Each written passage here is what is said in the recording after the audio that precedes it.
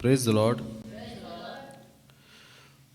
परमेश्वर का धन्यवाद हो कि उसने ये दिन दिया हमें।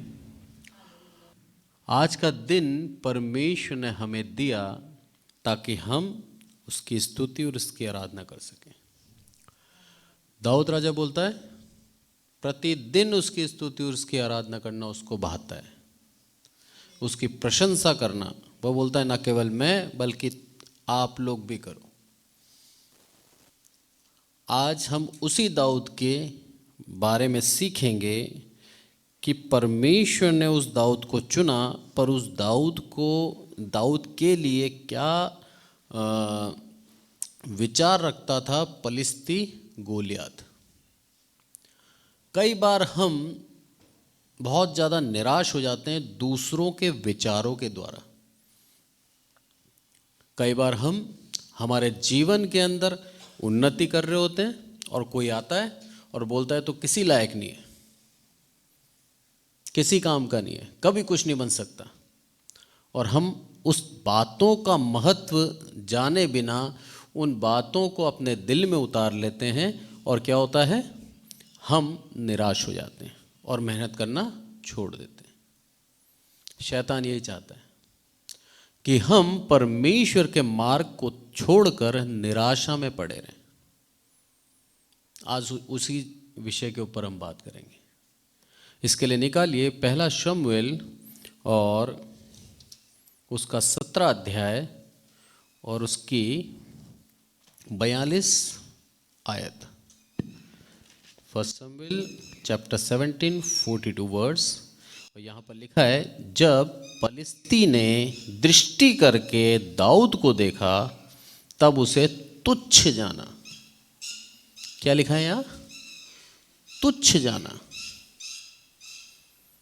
कुछ भी नहीं समझा अपने सामने। कई बार हमें हमारे जीवन के अंदर ऐसे लोग मिलते हैं जो हमें तुच्छ जानते हैं। हमें क्या जानते हैं? किसी लायक नहीं जानते, अपना कंपटीटर नहीं समझते। यहां पर वो बात है। कई दिनों से पलिश्ती गोलियत इस्राएल की सेना को पहाड़ी के ऊपर ललकार रहा था और क्या बोलता है कि तुम में से एक शूरवीर भेज दो जो मुझसे लड़े और जो जीते राज्य उसका। और इतने दिन तक कोई नहीं आया। उसके बाद एक छोटा सा बालक मात्र 14-15 साल का होगा, वो सामने आके खड़ा होता है, बिना हथियार, बिना कवच, बिना किसी झिलम के, सामने आके गोफन लेके खड़ा हो जाता है। और उस बालक के विश्वास को उसने नहीं देखा, उसने उसकी अवस्था को देखा। और अवस्था को देख के वो क्या बोलता है कि तुच्छ है तू, मेरे सामने कुछ भी नहीं है। आगे जब हम पढ़ते हैं तो क्या कहता है वो, क्योंकि वह लड़का ही था और उसके मुख पर लाली चमकती थी और वो सुंदर था। एक छोटा लड़का, टीनेजर, लड़ने चला गया एक योद्धा से जिसकी लंबाई 9 फुट है। और यदि हम उसके बारे में पढ़ें तो 17 के 5 में क्या लिखा है, उसके सिर पर पीतल का टोप था और वह एक पत्तर का झिलम पहने हुए था और जिसका तोल 5000 शेकेल पीतल का था। उसके टांगों पर पीतल के कवच थे और उसके कंधों के बीच बरछी बंदी थी और उसके भाले की छड़ जुलाहे की डोंगी के समान थी और उस भाले का फल 600 शेकल लोहे का था। वो बड़ी ढाल लिए हुए एक जन उसके आगे आगे चलता था। ये गोलियत के विषय में लिखा है। पूर्ण रूप से अपने आप को कवच से ढक लिया और लंबा चौड़ा था, अपनी सामर्थ्य के ऊपर, अपने बल के ऊपर घमंड करता था। एक विपरीत एक बच्चा है, टीनेजर है, जवान लड़का है, जिसने कोई कवच नहीं पहना, सिर्फ परमेश्वर का जीवता नाम लेकर उसके सामने आके खड़ा हो गया। मनुष्य की नजर से देखो तो दाऊद उस जगह हमें मूर्ख दिखाई देगा। यदि मनुष्य की नज़र से देखते हैं तो, क्योंकि मनुष्य आकलन करता है बल को देखकर, फिजिकल अपीयरेंस को देखकर कि ये इतना बड़ा है, ये इतना छोटा है, आराम से इसको मार देगा। सब ने यही सोचा होगा, और मैं इसमें लिखा नहीं है पर पलिस्ती इसके ऊपर हंसे भी होंगे, जोर जोर से हंसे होंगे, बोला ये आया मारने हमारे शूरवीर को। पर परमेश्वर की दृष्टि से देखो तो परमेश्वर हमें सिर्फ और सिर्फ महिमा दिलाने के लिए उपयोग में लाता है, क्योंकि उसको हमारी सामर्थ्य से कोई मतलब नहीं, हमारे बल से कोई मतलब नहीं। यदि हम बलवान हैं और हम हमारे बल से किसी को मारते हैं तो परमेश्वर की महिमा नहीं होती, पर परमेश्वर चाहता है अपनी महिमा कराना हमारे जीवन से। इसीलिए उसने दाऊद को चुना, और दाऊद को चुनकर पलिस्ती गोलियात के मुंह पे थप्पड़ मारा, और ना ही उस पलिस्ती गोलियात के बल्कि पूरी पलिस्ती जाति को यह बता दिया कि मेरे यहाँ का एक बच्चा भी तुम्हारे शूरवीर से बड़ा शूरवीर है, क्योंकि ये मेरी प्रजा है। ये परमेश्वर को एक घमंड था अपनी प्रजा के ऊपर, और दाऊद को परमेश्वर के ऊपर पूर्ण विश्वास था कि मेरा परमेश्वर जीवित है, और मेरा परमेश्वर जब तक मेरे संग है, कितना भी बड़ा पलिस्ती क्यों ना आ जाए, परमेश्वर लड़ेगा मेरे तरफ से। ये पूर्ण विश्वास था उसको।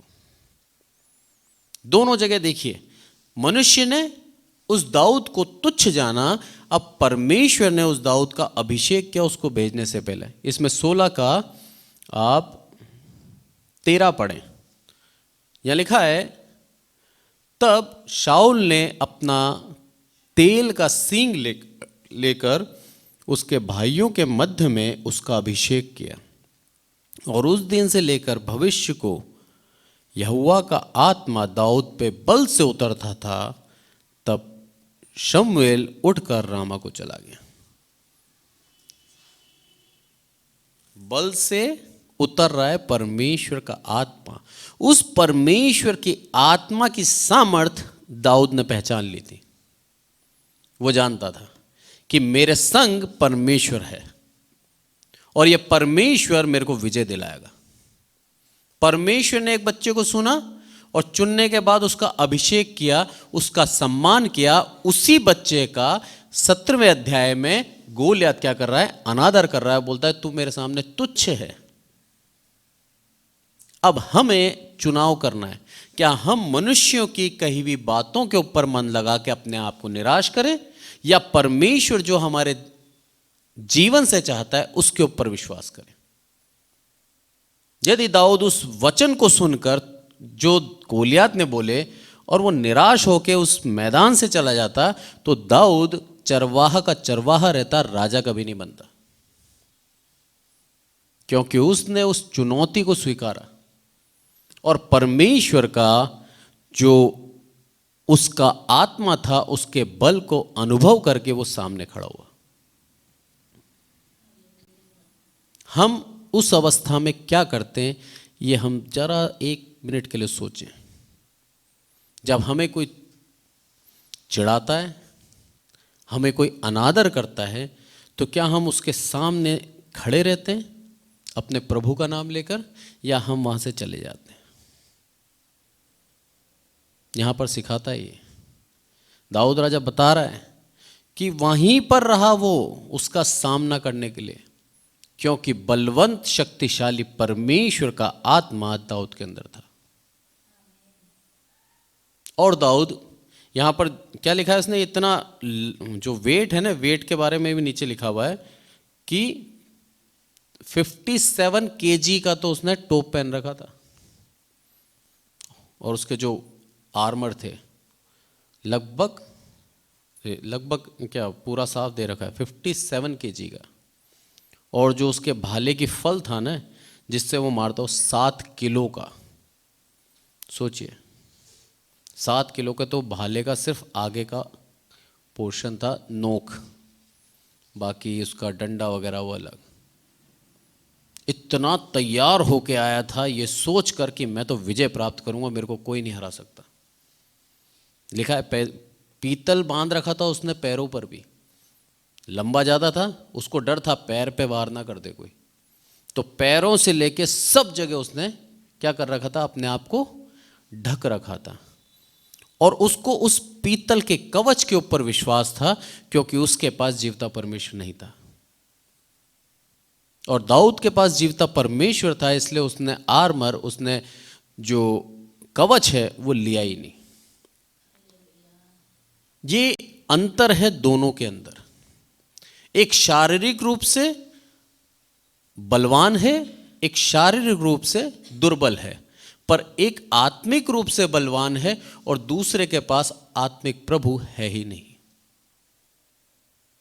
यहां पर लड़ाई परमेश्वर और गोलियत की थी।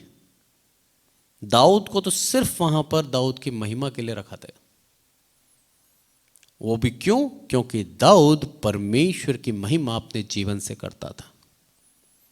हमारा परमेश्वर बहुत ही महान है। हमारा परमेश्वर महिमा लेकर चुप नहीं बैठ जाता, लेकर रख नहीं लेता। उस महिमा से हमें दोबारा आशीषित करता है। जितना हम उसकी महिमा करते हैं, प्रभु हमारे को आदर, हमारे को सम्मान, हमारी प्रशंसा करवाता है। यदि जीवन के अंदर हमें प्रशंसा चाहिए, आदर चाहिए, महिमा चाहिए, तो हम उसकी महिमा अपने जीवन से करने लगे। दाऊद राजा के जीवन से हम सीखते हैं ये। एक चरवाहा जिसने कभी नहीं सोचा था कि वो उस राज्य का, उस देश का राजा बनेगा, कभी नहीं सोचा दाऊद ने। उसको मालूम भी नहीं था कि शमूएल ने उसको क्यों बुलाया, और ना यिशै को मालूम था, दाऊद के पिता को भी नहीं मालूम था। जब दाऊद के पिता को ये बोला गया कि तेरे पुत्र को लेके यहाँ पर आ, बड़ा भोज है और यज्ञ होगा, तब 7 पुत्र को ले आया, दाऊद को छोड़ दिया। क्योंकि दाऊद मात्र छोटा सा था, 12-13 साल का, छोड़ दिया उसको।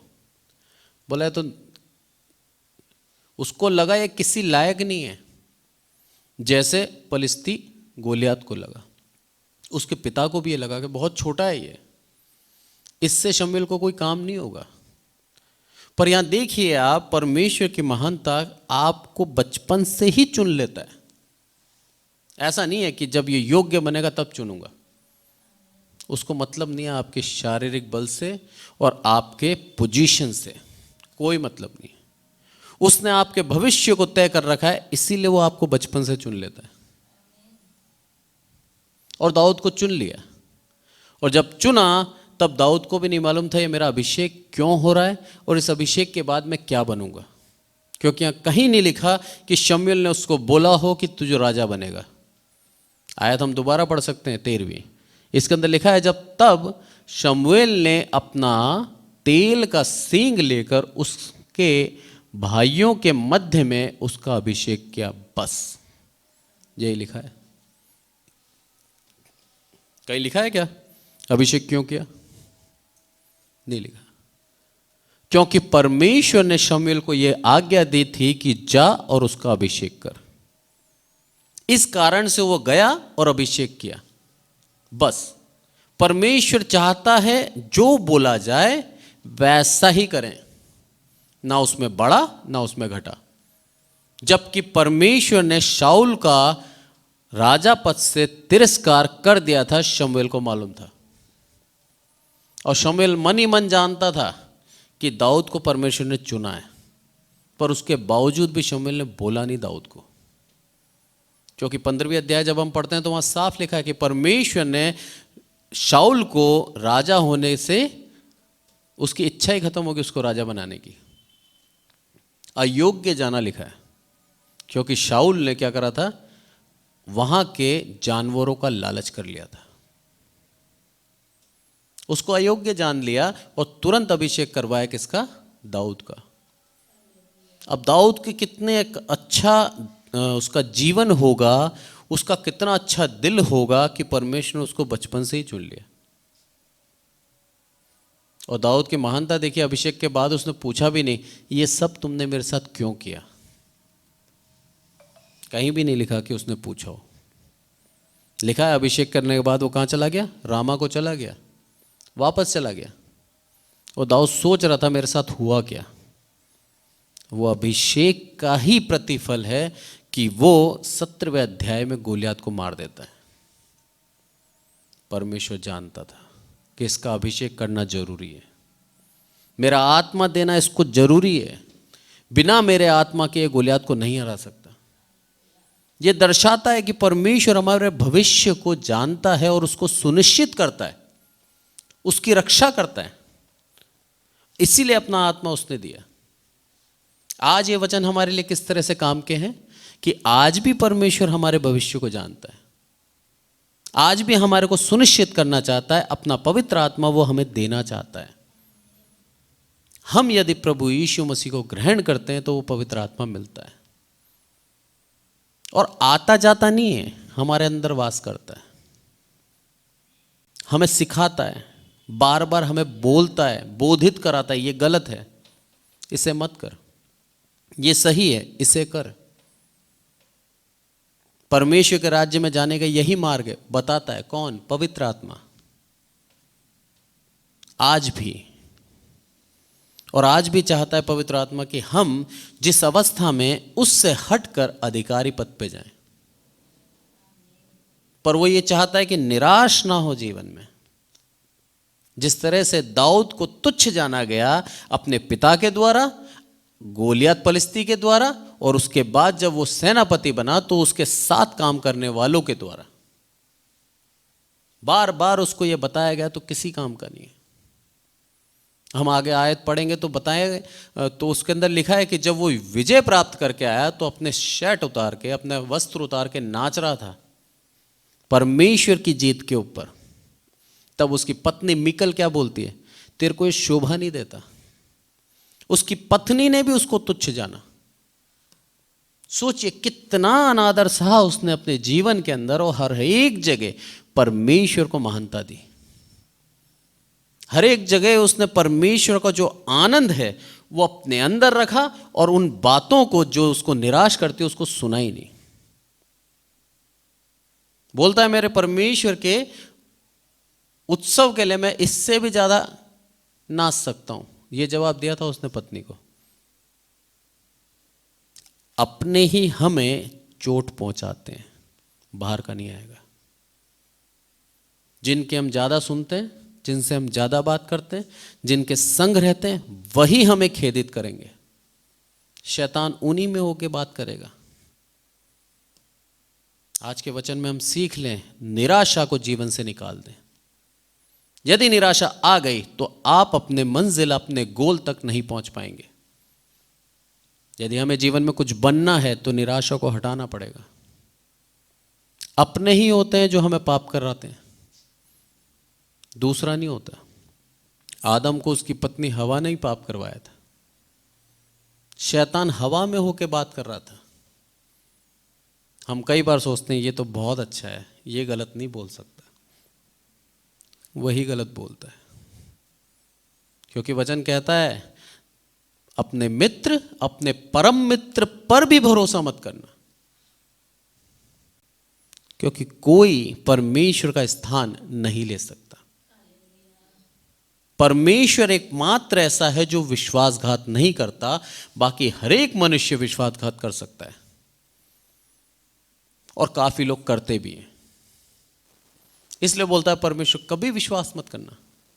और दाऊद को यह बात मालूम थी, इसलिए जितनी भी निराशाएं उसके जीवन में आई, उसने परमेश्वर के नाम से उन निराशाओं को हरा दिया और अपने जीवन में जीवते परमेश्वर की आशा रखी। उसको मालूम था मेरा परमेश्वर मेरे संग है, मैं हर एक काम कर सकता हूं, और उसने किए भी। गोलियत को हराना आसान बात नहीं थी, उसके सामने खड़े होना ही बहुत बड़ी हिम्मत की बात है। 9 फुट लंबा, सोचिए अभी ग्रेट खली को हम देखते हैं तो ही हमें इतना लगता है 7.5 फुट का है वो। उसके सामने भी हम अगर लड़ने पे आए तो हिम्मत जवाब दे देगी, नहीं लड़ सकते। 9 फुट लंबा वो व्यक्ति के सामने आके निहत्ता बिना किसी हथियार के आके खड़ा हो गया परमेश्वर के नाम को लेकर। क्या विश्वास था दाऊद में, क्या परमेश्वर के साथ उसकी संगति थी। उसको मालूम था मेरा प्रभु मेरे साथ खड़ा है, ये विश्वास चाहता है मेरा परमेश्वर। उसको परमेश्वर चाहता है कि मेरे दास को यह मालूम होना चाहिए हर जगह मैं उसके संग हूं, उसकी भलाई में, उसकी बुराई में, उसकी गिरावट में, उसकी ऊंचाई में, हर एक जगह में उसके संग हूं। प्रभु ये चाहता है। इफिसियों के अंदर लिखता है पौलुस कि उसके प्रेम की चौड़ाई, लंबाई, गहराई, ऊंचाई हमें ज्ञात होनी चाहिए। और ज्ञात कब होगी? जब हम उसके संग प्रेम करेंगे। जब तक हम उसके संग प्रेम नहीं करेंगे, हमें मालूम नहीं हो वो कितना अधिक प्रेम करता है। जैसे पुत्र अपनी मां से जब तक प्यार नहीं करता, तब तक उसे मालूम नहीं है कि मां उससे कितना प्यार करती है। प्यार से ही प्यार को पता कर सकते हो, और कोई तरीका नहीं है। हमें भी यदि प्रभु यीशु मसीह का प्रेम को जानना है, ज्ञात करना है, तो उससे उतना ही प्रेम करना पड़ेगा। तब जाके परमेश्वर का प्रेम हमें समझ में आएगा। परमेश्वर का प्रेम अथाह है, असीम है, पर उसके बावजूद भी हम उसके प्रेम की परीक्षा करते रहते हैं, बार बार उसके ऊपर शक करके। दाऊद राजा अगर शक करता ना उस दिन, तो आज दाऊद राजा के विषय में लिखा नहीं होता बाइबल में। अगर वो सच में परमेश्वर को नहीं जानता और सिर्फ बातों में आकर अपनी वाहवाही लूटने के लिए राजा के सामने झूठ बोल के यदि खड़ा होता ना उस दिन, तो वो खत्म हो जाता। पर वो सच में परमेश्वर से प्रेम करता था, सच में मालूम था परमेश्वर उसके संग है, इसीलिए वो उनके साथ गया। और यहां पर लिखा है, अब पलिश्ती को दाऊद ने क्या उत्तर दिया? 45 आयत में लिखा है, तू तो तलवार और भाला और सांग लिए हुए मेरे पास आता है, परंतु मैं यहोवा के नाम से तेरे पास आता हूं। ये शक्ति थी उसके पास। तलवार, सांग और भाला लिए हुए तू आता है मेरे पास, पर मैं क्या जाता हूं? मेरे यहोवा परमेश्वर का नाम लेके तेरे पास आता हूं। इसके ऊपर यदि हम पढ़ेंगे तो वहां पर दाऊद को कोसता भी है वो। पलिश्ती अपने देवताओं के नाम लेकर दाऊद को कोसने लगा, झुंझला गया, चिढ़ गया। कारण यही था, क्या तुमने मुझे इतना ज्यादा तुच्छ समझाएगा, किसी को भी भेज दिया मेरे सामने लड़ने के लिए? होता ना कई बार, दोस्त आपस में मस्ती कर रहे हैं, एक बहुत हट्टा कट्टा है, सामने एक पतला सा बच्चा आ जाए, हंसता है वो उसे देख के, अरे तू लड़ेगा मेरे से? अरे जा, एक मारूंगा मर जाएगा, सब बोल देगा। और पता लगे वही बच्चा उसको धोबी पचाड़ दे दे तो। यही हुआ उस दिन, आज से 3000 साल पहले। पर जो काम कर दिया उसने, आज तक हम उसको याद करते हैं, उसके उस विश्वास को याद करते हैं जो उसने उस दिन करा। हमारा विश्वास इतना प्रबल होना चाहिए, तब हमारे विश्वास को याद किया जाएगा हजारों हजारों साल। बिली ग्राम अमेरिका का नंबर 1 प्रीचर था, 100 साल जीवित रहा वो। एक प्रचार करते समय 7 से 8 लाख लोग सुनते थे। परमेश्वर का इतना बड़ा दान था उसके ऊपर। इस तरह से चुनता है प्रभु। क्या कर दिया उसको जीवन भर याद किया जाएगा। आज भी बिली ग्राम के नहीं होने के बावजूद भी, इस संसार में नहीं है वो, उसके बावजूद भी उसके वचनों को सुनकर, उसके जो कैसेट है और उसके जो यूट्यूब पे वीडियोस हैं, उसको सुन सुनकर लोग बच रहे हैं। आपको अमर कर देगा, कोई आपको भूलेगा नहीं। यह है परमेश्वर की दया। 3000 साल पहले कितने लोग मरे होंगे? हजारों, लाखों। याद कर रहे हैं हम दाऊद को। दाऊद के परिवार में कितने लोग खत्म हुए, किसको जानते हैं हम? यिशै के पुत्रों के नाम भी नहीं लिखे पूरे। 7 पुत्र थे उसके, 7 के नाम के बाद उनकी वंशावली का क्या हुआ पता नहीं। क्योंकि उनको नहीं चुना परमेश्वर ने। परमेश्वर जिसको चुनता है उसके वंश को आशीषित देता है। यदि हम चाहते हैं हमारे वंश को आशीष मिले तो हमें उसके गति के अनुसार चलना पड़ेगा, हमें उसके मार्ग पर चलना पड़ेगा, उसकी नियमों के आधार पर उसके ऊपर पूर्ण विश्वास करना होगा, तब वो हमारे वंश को आगे बढ़ाएगा। भजन संहिता 128 में लिखा है, उसने परमेश्वर का भय मानने की आशीषें दाऊद राजा ने लिखी हैं। लिखा है यदि तू उसका भय मानेगा तो तू तेरी कमाई को खाने पाएगा। सबसे बड़ी जो आशीष है, हमने कमाया, हम उसका भोग कर रहे हैं, कोई दूसरा नहीं खा रहा हमारी कमाई। लिखा है तेरी को एक अच्छी फलवंत दाखलता सी एक पत्नी मिलेगी। दाखलता बहुत ही एक बहुमूल्य पौधा है, जिससे बहुत ही बहुमूल्य पीने का एक पदार्थ वो बनता है, पेय जल नहीं बोलेंगे उसको, दाखरस मिलता है जो बहुत ही महंगा बिकता है। यानी कि एक उत्तम पदार्थ तुझे दिया है, ये परमेश्वर बताता है पत्नी के रूप में। यानी कि जो परमेश्वर का भय मानता है वो कभी भी कुंवारा नहीं रहेगा, परमेश्वर उसको जीवन का साथी देगा, क्योंकि परमेश्वर उससे प्रेम करता है। लिखा भी है वचन के अंदर कि आदम को देख के परमेश्वर क्या बोला, इसका अकेला रहना अच्छा नहीं है। पर उसके बावजूद भी आज संसार में हम देखते हैं पता नहीं कितने ऐसे युवक हैं जिनकी शादियां ही नहीं हुई, अधेड़ हो गए, अब बूढ़े भी हो गए। सोच लिए उनसे परमेश्वर प्रेम नहीं करता। अगर करता तो उसके लिए एक पत्नी, उसकी सहायक जरूर देता। और ना केवल दिया, उसके बाद क्या बोलता है, तेरे जलपाई के पौधे के समान क्या होंगे, तेरे पुत्र होंगे, लड़के होंगे, बच्चे होंगे, तेरे वंश को मैं आगे बढ़ाऊंगा। दाऊद राजा के जीवन को यदि हम देखें तो उसकी सारी आशीषें उसके मिली हैं। दाऊद के पुत्र भी थे, दाऊद की शादी भी अच्छी हुई और दाऊद को लंबी उम्र भी थी। बोलता है तू अपने नाती पोतों को देखने पाएगा, यानी कि दीर्घ आयु भी मैं तुझे दूंगा। और लास्ट में क्या बोलता है, इस्राएल में तुझे शांति मिले।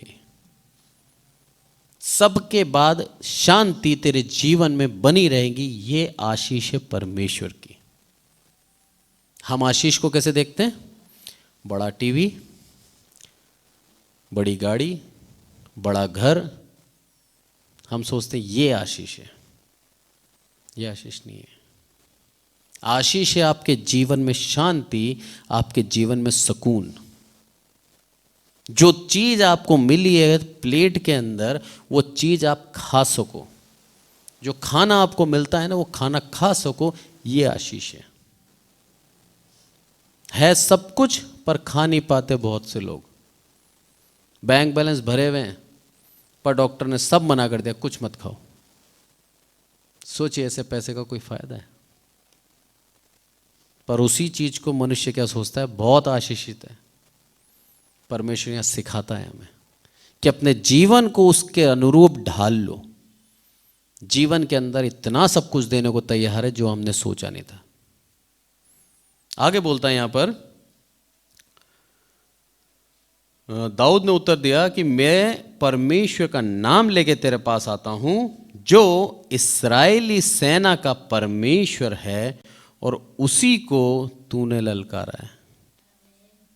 अरे हमें नहीं ललकारा, मेरे परमेश्वर को ललकारा है तूने।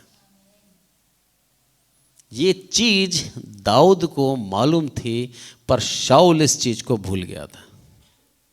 जबकि लिखा है वचन के अंदर कि शाऊल उस समय का, जब उसको चुना गया था, बहुत ही एक अच्छा कद वाला पुरुष था। लिखा है सारे इस्राएली उसके कंधे तक आते थे, इतना लंबा चौड़ा था। वो व्यक्ति डर गया गोलियत को देखकर। कितना सोचो उसका कैसा दिल हो चुका था, परमेश्वर से कितना दूर हो गया था वो। पर दाऊद राजा परमेश्वर को जानता था, करीब था। क्या बोलता है, तूने मुझे नहीं ललकारा, किसको ललकारा है? मेरे जीवते परमेश्वर को ललकारा है। और आगे क्या बोलता है? आज के दिन यहोवा तुझको मेरे हाथ में कर देगा और मैं तुझको मारूंगा और तेरा सिर तेरे धड़ से अलग करूंगा।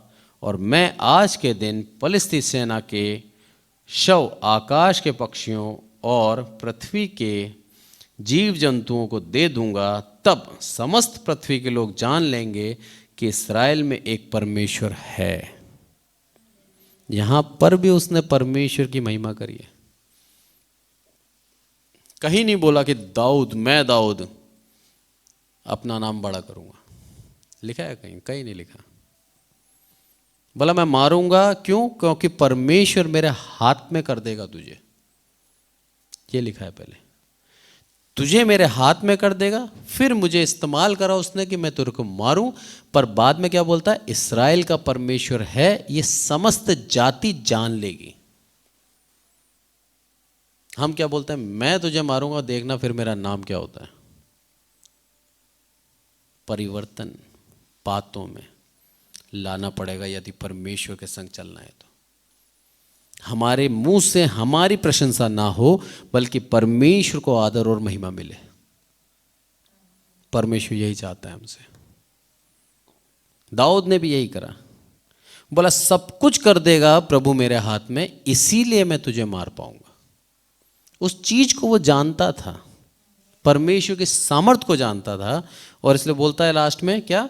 कि वो इस्राएल का परमेश्वर है, ये सबको पता लग जाएगा।